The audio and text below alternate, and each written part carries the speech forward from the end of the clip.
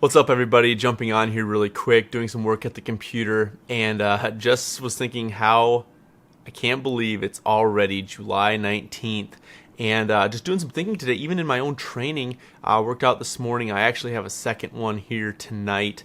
And was just thinking about a lot of the things I'm doing right now for my training, getting ready for my hunting season that really kicks off the majority of anything rigorous September 1st. I know a lot of your guys' hunts is kind of similar. Your hunting season really kicks off in September.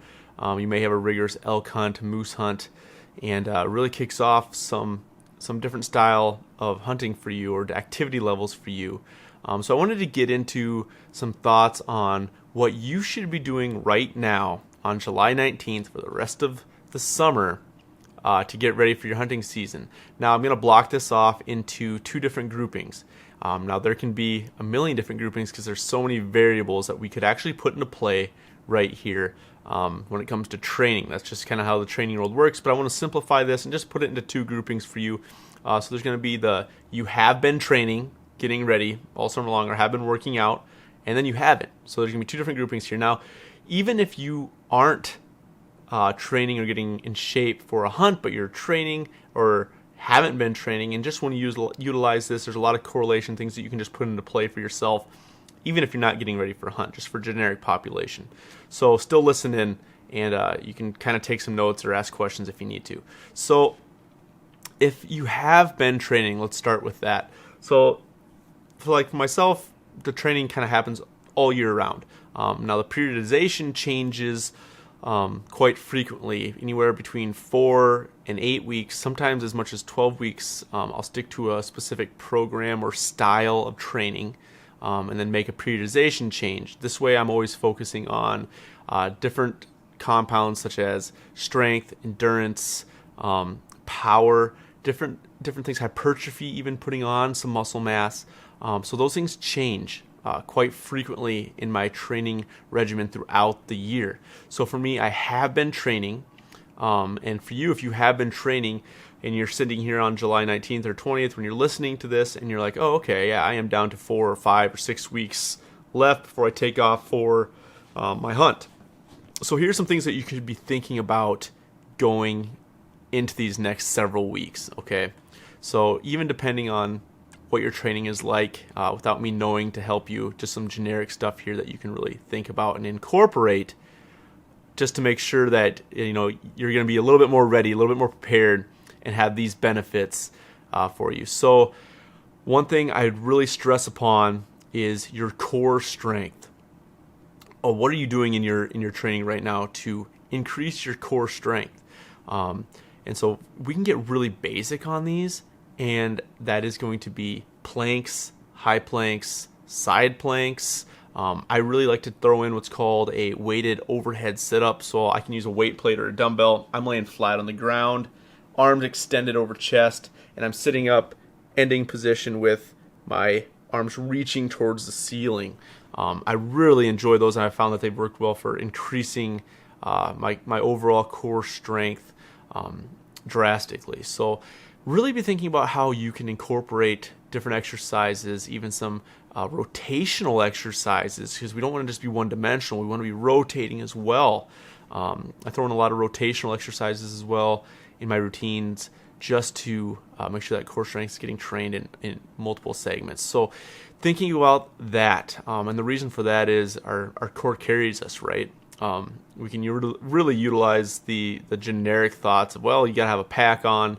Many of you will have a pack on, or the opportunity to maybe carry a very heavy pack this fall. And your core strength will make a huge difference on how you feel at the end of the day, during the day, and if you're capable to carry more weight, depending on how many trips you have to make on a pack out.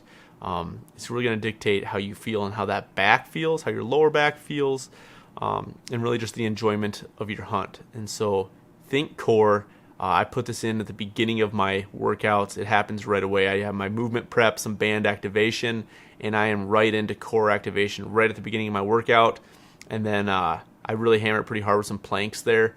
And then I go right into the training session, but that's where I'll throw in some of those weighted overhead sit-ups, those rotational exercises in between with some active recovery. So really utilize that. Another thing you can be thinking about for those of you who've been training are how can I... So we'll pause really quick. Those two things, let's just go ahead so I'm not repeating myself. If you haven't been training, you need to do this too. Okay? So for those of you who have been training and those of you who have not been training, you're both going to utilize that same thing. You need to increase your core strength right now, getting ready for this fall. Okay, so the second thing you need to do, and this one's going to go for both of you as well. It might go at a different intensity level though, and I'll get into that as we go. So we need to increase our posterior strength. So posterior, that means behind, right? So our back, our posterior shoulders, our hamstrings, our glutes, right? So those things are technically part of our core as well, but I wanted to separate them just to be able to segment this a little bit. And so I have really fallen in love with training more posterior over the last several years, just because it's made my back feel so much better. Being an athlete through high school and college, I have dealt with some just back tenderness. I can tweak it on any given random day doing a power clean or something where I have felt great for months, and I could tweak it. And so I really was getting, and still am, getting really sick and tired of when that happens. So I really focus heavily on posterior movements or things that are going to strengthen my posterior chain. You're going to find a lot of benefits in this and just your overall health. Okay, so don't just think this is for hunting. This is for overall health as well. And so some key movements that you guys can utilize for this, then you can throw in almost all my workouts start with glute bridges. So you can jump on YouTube to check this out, right? Type in glute bridges. You can jump on the Run to Gun members section, watch the tutorial videos to check this out. So you're just laying on your back. This is very simple. Heels are driving to the floor. You're lifting your hips and squeezing your butt cheeks. I like to squeeze for 2 seconds at the top, slow back down, tight core, lower back, tight on the floor. So glute bridges. I also love doing single leg RDLs. Okay, so this is another one that takes a lot of control. I really like to control my eccentric contraction here, or the way down. So this is controlling that downward movement. So you have like an eccentric contraction is when the muscle is lowering. So think about it like on a bicep curl. If I have the weight up, I'm already squeezing my biceps and I'm lowering that weight down to full extension of the arms. That way down is that eccentric contraction. That way up would be a concentric contraction. So I'm really training the eccentric contractions here to build just quality stability and strength and just bulletproof hamstrings here, if that's a term that would correlate with you. Works really well. So I like thinking a 5-second descend, not letting my upper back sag, my lower back sag. My abs are braced and tight, just like that front plank. So if somebody's going to come up and punch you in the stomach, and you kind of tighten up because you're ready for that impact, that's how your core should be. That's a great tip for you. That's how your core should be on planks, on the activity during your lift, during that RDL, during a squat, during a deadlift. Your core should be braced and tight like that the entire time. You're going to find way more core strengthening and engagement and benefit from doing this than just doing a bunch of sit-ups, okay? You will find a newfound density in your core that you didn't have before. I can guarantee that. So the single leg RDLs, also just an RDL into a 2-leg RDL is great. I also like doing some Supermans on the floor. So this is laying on your stomach, arms out, legs out, lift back of the hands up to the ceiling while I'm reaching, heels go to ceiling, squeezing for 2 seconds. Movements like that really strengthen. There's a lot of other movements as well. These are some good basic movements that you guys can throw into your routine. So if you've been training, if you've not been training, okay, you can both do this. Now, if you have not been training, I highly suggest you start these movements body weight, okay? So your body weight RDLs, learning how to go into that position, control, keeping your knees straight, your core engaged, and locked in, and you're controlling that. Okay, once you can lock in and get that movement perfected, okay, for a set of 10, 12, 15, all right, for a few sets, and you're not ripped apart sore, then we can start increasing some weight, okay? So for a few weeks, hammer that body weight, get the body moving in the right direction, not getting injured. We don't want to get injured at this point in the summer either, so we got to be very careful, okay? And for those of you who are training, definitely be increasing that weight. Start with a body weight for a warm-up, go into the weight, and you should be increasing that weight as you go. I really like to jump around this time of year. I'm actually doing things in a strength, power, and endurance movement. So just depends on what you're used to. I really undulate things that way. Okay, so we talked about the core strength. We talked about the posterior strength, some glute bridges, some RDLs, some single leg RDLs. What's another thing that you should be working on?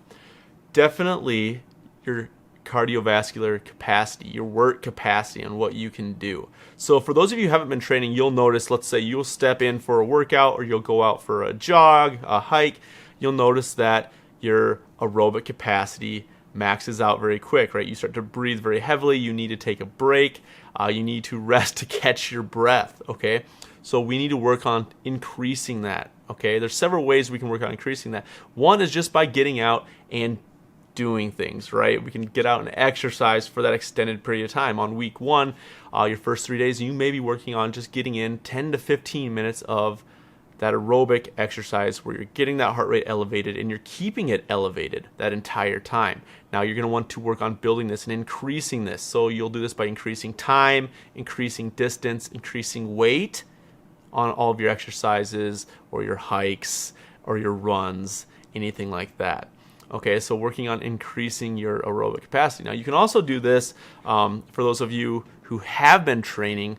The way I really like to do this, and the reason why I wouldn't throw this in super fast, like I'm going to incorporate this for those of you who haven't been training, but in a very safe manner with my clients, is how I do this is by circuit training. Okay, we can increase that aerobic capacity by circuit training, body weight and with weights, but in a very safe.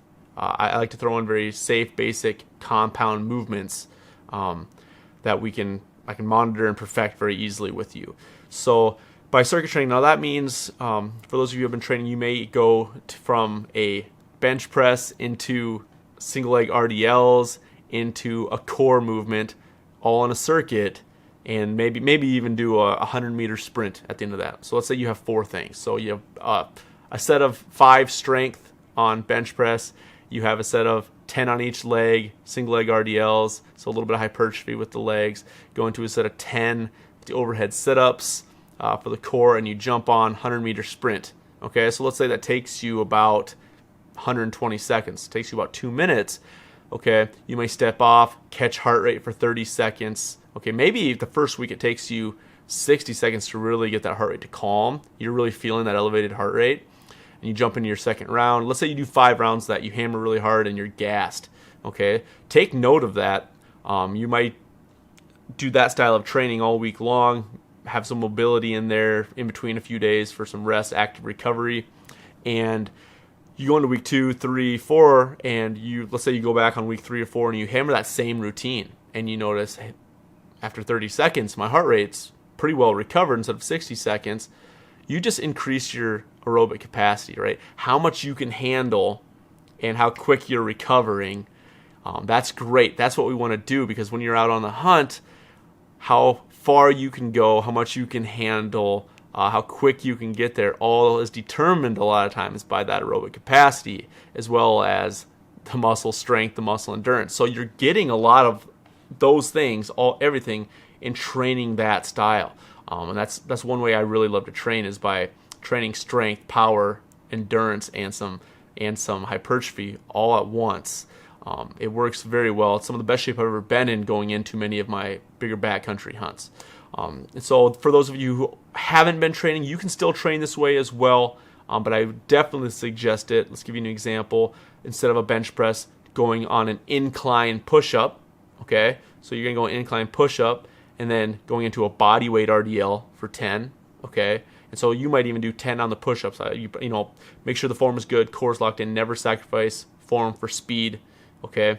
So incline push-up into the RDLs, single leg RDLs, into a full sit-up. So you're touching the ground behind you, just coming all the way up, touching toes for 10 quick, hopping up and jogging, 100 meters. You might not want to go 100% full speed right at the bat. If you have not been exercising, you might want to take a couple weeks to build up that speed, let those hamstrings and everything feel your body trying to be explosive again and fasting, because we don't want to pull a hamstring at this point. We don't want to pull a muscle. So build into that. You can still circuit train like that and build that aerobic capacity. Okay? So we have the core strength, the posterior strength, and building aerobic capacity. So those are 3 great little key tips for those of you who have been training or have not been training that you can both utilize just in different intensity manners getting ready here for the rest of the summer. If you're down to 5 or 6 weeks, you may be down to 7 or 8 maybe if your hunt's later in the fall. But really the time of year to not let any time go by past this. All right, we're getting down there. Don't put it off. I've been contacted by news stations every single year since I've started running guns since 2011 and 12, where they reach out to me in end of September, October, and they're like, hey, we want to do a fitness segment on how pheasant hunters can get in shape for the pheasant hunts this fall. And I'm like, pheasant season opens this Saturday. Why do you want to run this? Why do you want to run this story right now? And let's run this story in June. Let's run the story in May, June, July, and progress this thing. It never happens, right? It's just the way things get in our lives sometimes, right? It's the mindset.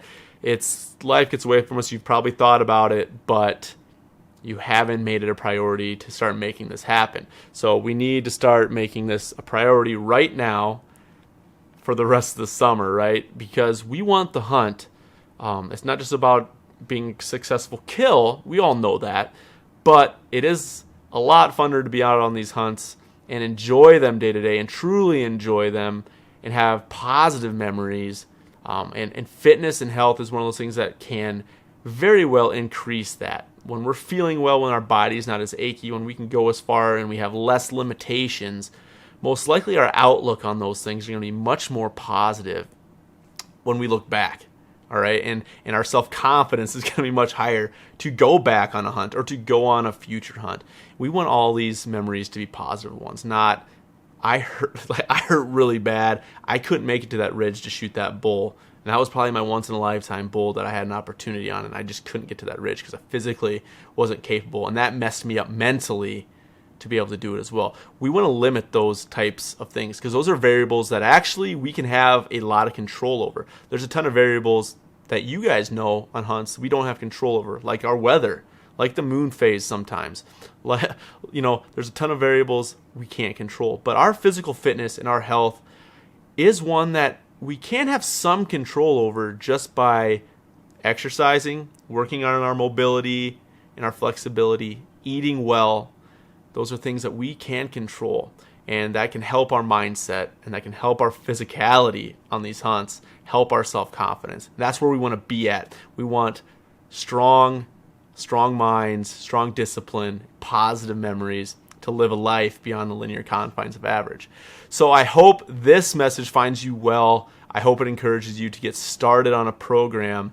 Reach out to somebody. Maybe you have a buddy that works out. Reach out and start getting in with them. Find a partner that works well for you. If you need that extra push, drop me an email if you just need somebody to give you that extra push. Always happy to help. Check out our content. We're always trying to post content continually just to give little tips like this and some ideas for you guys to enter the gym so you don't feel so lost. And of course, we offer the help with the training. So always wanting to help you guys have those positive memories. So enjoy this weekend. It's been a hot summer. Enjoy it. Before we know it, it'll be winter. And have a stellar weekend, my friends. We'll see you later.